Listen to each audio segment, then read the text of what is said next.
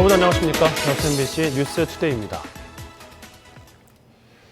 올해 상반기 광양항의 물동량이 지난해 같은 기간에 비해 4% 이상 증가한 것으로 나타났습니다. 해양수산부에 따르면 올해 1월부터 6월까지 광양항에서 처리한 화물은 1억 5,441만 톤으로 지난해 같은 기간과 비교해 4.4%가 증가했습니다.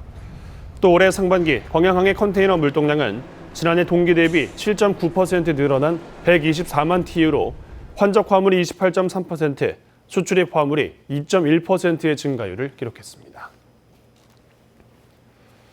고흥만 간척지 일원의 스마트팜 혁신밸리가 조성될 예정인 가운데 스마트팜 전문 인력 양성 작업도 속도를 낼 전망입니다. 농림축산식품부는 내년에 전남을 포함한 전국 4개 지역에서 200여 명의 청년 교육생을 모집한 뒤 최장 1년 8개월에 걸쳐 스마트팜과 관련된 취업, 창업 프로그램을 운영할 계획이라고 밝혔습니다. 스마트팜 혁신밸리는 농업 연구와 실증 기능을 갖춘 첨단 농업단지로 지금까지 전국 4곳이 대상지로 선정됐으며 고흥의 스마트팜 혁신밸리는 오늘 2022년 준공될 예정입니다. 광양항 한가운데 위치한 여수시 묘도 주민들은 올해도 모기와의 전쟁으로 시달리고 있습니다. 가축이 모기떼에 물려 잇따라 폐사하는가 하면 주민들도 몰려드는 모기들로 농산일에 차질을 빚고 잠도 설치고 있다고 합니다. 강서영 기자가 취재했습니다. 광양항 한가운데 위치해 여수 산단으로 둘러싸인 여수시 묘도동 묘도. 묘도 주민들은 올여름도 공포에 떨고 있습니다. 매년 여름마다 마을에 창궐하는 모기떼 때문입니다. 풀숲을 가로지르자 숲풀 사이에서 햇빛을 피하고 있던 모기떼가 들끓습니다. 쉴 새 없이 달려드는 모기떼에 잠시도 움직임을 멈출 수 없습니다. 마을의 한 길가에 1분 동안 가만히 서 있어 보겠습니다. 해가 쨍쨍한 대낮인데도 불구하고 바지에 수없이 많은 모기들이 들러붙어 있습니다. 주민들은 모기떼 때문에 농산일을 자유롭게 하지 못하는 것은 물론 잠도 제대로 자지 못하고 있다고 말합니다. 날이 좀 어스름 해 넘어가고 그런 거 있잖아요. 넘어가 좀 있으면 밖에 나오지를 못해요. 야외 활동을 못 하니까 정말로 이거 인간답게 살 수 있는 이 마을인가. 최근에는 모기로 뒤덮인 염소들이 잇따라 폐사하면서 주민들의 공포는 더 커지고 있습니다. 주민들은 모기떼의 정확한 원인 규명과 방역 대책을 요구하고 있습니다.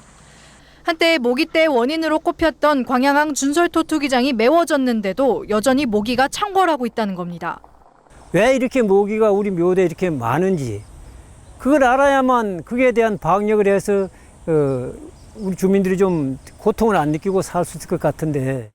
담당 보건소는 모기떼 창궐의 정확한 원인은 파악하지 못했다는 한편 지속적인 방역 외에 특별한 대안은 없다는 입장입니다. 원인이 뭐고 그런 걸 어떻게 제가 알겠습니까? 최선을 다하고 있다는 말씀만 드리고 싶네요. 섬마을 주민들이 10년째 특별한 대책 없이 원인 모를 모기떼에 시달리고 있습니다. MBC 뉴스 강서영입니다. 공동주택 입주자들이 전기요금 미납 세대 부담을 떠안지 않도록 개정안이 발의됐습니다. 민주평화당 이용주 의원 등 13명의 의원이 공동 발의한 공동주택관리법 개정안에 따르면 앞으로 관리사무소가 미납 세대 정보를 한국전력공사에 통보하면 공사가 납부 조치를 할 수 있도록 해 과도한 비용 부담이 줄어들 것으로 보입니다. 현행 전기 공급 약관에 따르면 공동주택에서 전기요금 미납 세대가 생길 경우 단지 내 다른 입주민들이 요금을 함께 부담해 불공정하다는 지적이 제기되었습니다. 여수시가 시민의 뜻을 시정에 반영하기 위해 이달 한 달 동안 시정 발전 제안을 공모합니다. 공모 주제는 지속 가능한 관광 활성화와 여수형 일자리 창출, 4차 산업혁명 기반 조성과 선진 교통도시 구현 방안 등 4가지입니다. 여수시는 이달 말까지 홈페이지에 접수된 안을 바탕으로 소관 부서와 실무위원회 등을 거쳐 오는 11월 최종안을 채택한 뒤 시정에 적극 반영하기로 했습니다. 섬의 날 연속 보도입니다. 홍도는 섬 전체가 천연기념물로 지정이 돼 있습니다. 천연기념물로 지정된 지 반세기 만에 시대별 변천사와 생태계 변화에 대한 종합적인 학술 조사가 추진될 예정입니다. 문현철 기자입니다. 홍도란 이름은 섬 바위 전체가 홍갈색을 띠고 겨울에는 붉은 동백꽃이 섬을 뒤덮고 있다 해서 유래됐습니다. 요즘은 절벽을 노랗게 수놓고 있는 원추리 군락이 으뜸 볼거리입니다. 홍도가 천연기념물 170% 지정된 것은 1965년 국내에서 최초로 섬 전체가 천연기념물로 지정됐습니다. 그러니까 자연적인 경관이나 생태 그리고 지질이라든가 환경 등이 보존할 가치가 높아서 천연보호구역으로 지정됐습니다.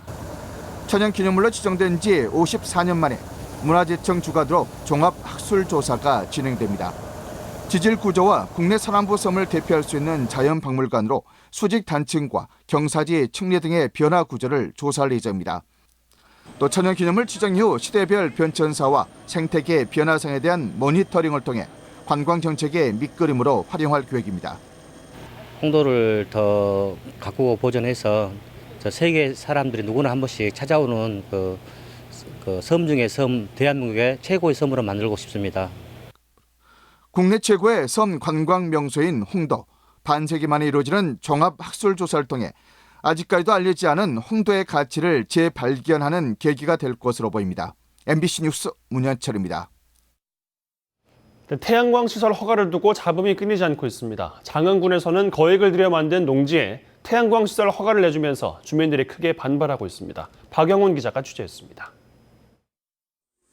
울창한 숲으로 유명한 장흥군 유치면 옥녀봉 인근 야산 능선입니다. 축구장 2개 크기가 넘는 면적의 농지를 둘러싸고 현수막이 내걸렸습니다. 지난해 8월 태양광 시설 개발 허가가 나면서부터입니다. 주민들은 동식물 식생이 좋은 지역의 환경 훼손은 물론 전남 서남권 식수원인 장흥댐에 오염 물질이 흘러들 가능성을 제기하고 있습니다. 여기는 최상류잖아요. 그 물이 어디로 가겠습니까? 장흥댐으로 들어가면 그 장흥댐 물은 이미 오염이 되고 있다는 거잖아요. 허가가 난 땅은 장흥군이 관정과 수로를 설치하는 등 수억 원을 들여 조성한 대체 농지입니다. 장흥댐 건설 과정에서 수몰 지역에 포함된 지역 주민들을 위해 만든 농지에 태양광 시설 허가를 내준 겁니다. 게다가 도로 하나를 두고 표고버섯 등 다양한 농작물 경작을 하고 있는데도 주민들조차 제대로 모르게 허가가 나면서 더욱 반발을 사고 있습니다. 잠식 우려가 너무 100%입니다. 사람들이 다 대기를 하고 있어요. 그러면은 요거 하나만으로 끝날 게 아니라 온 천지 산이 다 태양광으로 덮어져 버린다는 거예요. 그러면 우리가 어떻게 살겠습니까? 장흥군은 대체 농지가 태양광 시설 부지로 바뀌는 건 아쉽지만 위법이 아닌 상황에서 허가를 막을 수 있는 근거가 없다고 밝혔습니다. 장흥군의 해명에도 허가가 난 땅은 당초 전임 지역농협조합장의 소유로 태양광 허가를 조건으로 매매가 이루어졌다는 등 특혜 의혹이 더해지면서 파문은 커지고 있습니다. MBC 뉴스 박영훈입니다. 글을 배워 늦깎이 작가로 데뷔한 20명의 순천 할머니들이 만든 에세이집 전시회가 열립니다. 에세이집 출간으로 많은 관심을 받고 있는 순천 소녀시대 할머니 작가들이 이달부터 오는 12월까지 전국 순회 전시회를 개최합니다. 이번 전시회는 에세이집에 수록된 그림 40점과 글 20점, 개인별 도서 20권을 전국 공공도서관 13개소에 순회하며 전시하게 됩니다. 광양시가 관내 경기 침체를 극복하기 위해 광양사랑 상품권 할인 판매에 나섰습니다. 광양시는 지난달 개인을 대상으로 3억여 원의 판매 실적을 기록했다며 이번 달부터 법인과 단체를 대상으로 10% 할인율을 적용해 상품권 판매에 들어가 소상공인 매출 증대와 골목 상권 회복에 도움이 될 것으로 기대했습니다.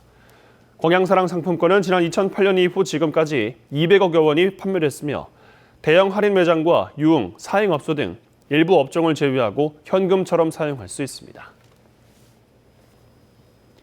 광양시가 예산 편성 과정에서 주민 의견을 반영하기 위해 제안 사업을 추진합니다. 광양시는 오는 14일까지 시 홈페이지를 통해 민원 해소와 복리 증진 등 다양한 분야에서 의견을 받아 예산을 반영할 계획이라며 재정의 투명성을 높일 수 있도록 적극적인 참여를 당부했습니다. 서울의 경우 최고 기온이 40도에 육박했던 작년과 비교해서는 다소 약한 편입니다만 한낮에 37도까지 치솟으면서 올 들어 가장 펄펄 끓는 날이 되겠고요.